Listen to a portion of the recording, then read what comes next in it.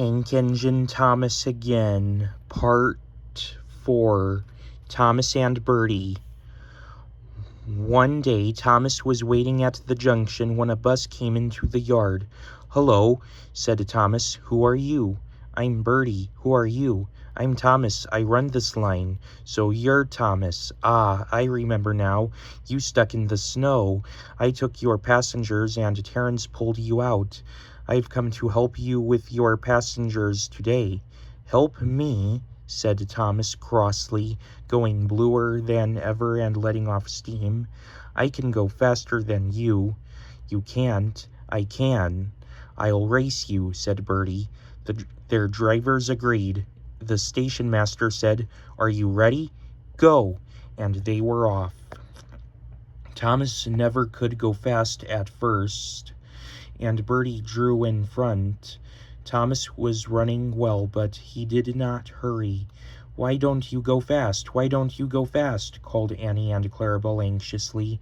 Wait and see," said Thomas. "He's a long way ahead, they wailed, but Thomas didn't mind. He remembered the level crossing. There was Bertie fuming at the gates while they sailed gaily through. "Goodbye, Bertie," called Thomas. The road left the railway and went through a village, so they couldn't see Bertie. They stopped at the station. "Peep, pip, peep, quickly please," called Thomas. Everybody got out quickly. The conductor whistled, and off they went. Come along," sang Thomas. We're coming along," sang Annie and Clarabelle.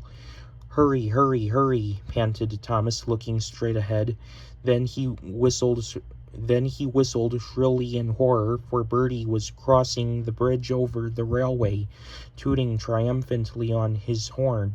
Oh, dearie me," groaned Thomas. "He's a long way in front, wailed Annie and Clarabelle. "Steady, Thomas," said his driver. We'll beat Bertie yet, echoed Annie and Clarabelle. We'll do it, panted Thomas bravely. "Oh, bother, there's a station." As he stopped, he heard a toot. "Goodbye, Thomas. You must be tired. Sorry I can't stop. We buses have to work, you know. Goodbye." The next station was by the river. They got there quickly, but the signal was up. "Oh dear," thought Thomas, "we've lost."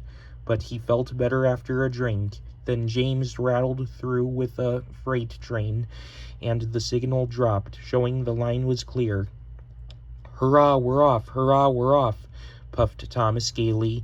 As they rumbled over the bridge, they heard an impatient toot-toot, and there was Bertie waiting at the red light, while cars and lorries crossed the narrow bridge in the opposite direction.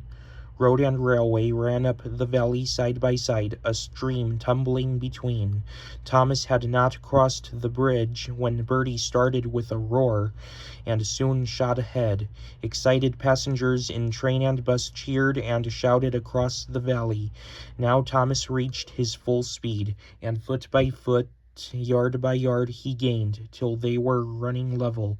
Bertie tried hard, but Thomas was too fast. Slowly but surely he drew ahead, till, whistling triumphantly, he plunged into the tunnel, leaving Bertie toiling far behind. I've done it, panted Thomas in the tunnel. We've done it, hooray, chanted Annie and Clarabelle, and whistling proudly, they whooshed out of the tunnel and into the last station. The passengers gave Thomas 3 cheers and told the station master and the porters all about the race. When Bertie came in, they gave him 3 cheers too. Well done, Thomas, said Bertie. That was fun, but to beat you over that hill, I should have to grow wings and be an aeroplane. Thomas and Bertie now keep each other very busy. Bertie finds people in the villages who want to go by train. and takes them to Thomas, while Thomas brings people to the station for Bertie to take home. They often talk about their race, but Bertie's passengers don't like being bounced like peas in a frying pan, and Sir Topham Hatt has warned Thomas about what happens to engines who race at dangerous speeds. So although between you and me, they would like to have another race, I don't think they ever will. The end.